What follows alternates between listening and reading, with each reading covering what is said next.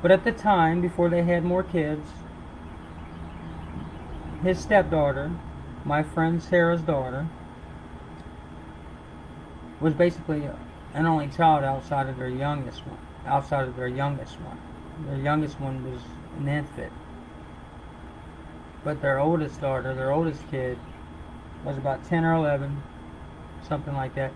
She got homeschooled. Let me tell you something about little girls or boys that get homeschooled. Little kids that get homeschooled, and Chris and Sarah, they're like me. They don't let their kids go out and play unless they're out there with them. You keep an eye on them, which is good parenting.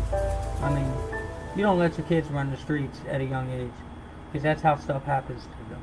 I get that. I have a 9-year-old daughter myself that I raised.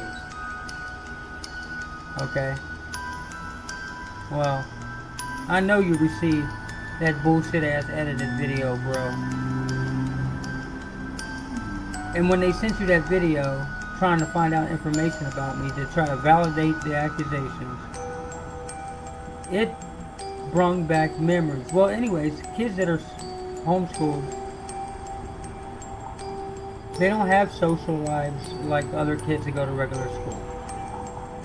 Now, she was homeschooled because y'all told me that she went to school telling them stuff that could have caused social services issues in regards to, at the time, you guys like to smoke a little reefer.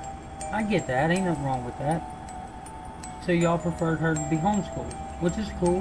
Hey, to each parent their own. You know, I don't judge that. I wanted out of that house as soon as I could get out of that house. You know, because I was being left alone with that little girl when y'all needed a babysitter or grandma couldn't watch them. And I told you, and I'm not trying to blame her, I told you on the porch when she tried to grab on me, the little girl had a little kid crush on me. And every time she was alone, she'd be real flirtatious. And I would tell her, like, look, that's not for you. Be a good kid and grow up, get your education, and live your life. Like, she was like niece to me, like a little baby sister to me, someone that I would protect with my life. Even today I would. You know? But kids are kids, and kids are, when you're homeschooled and you don't have a whole lot of kids around to play with outside of your baby sister, you get bored and you get curious in your head when you're growing up. Little girls get curious, little boys get curious.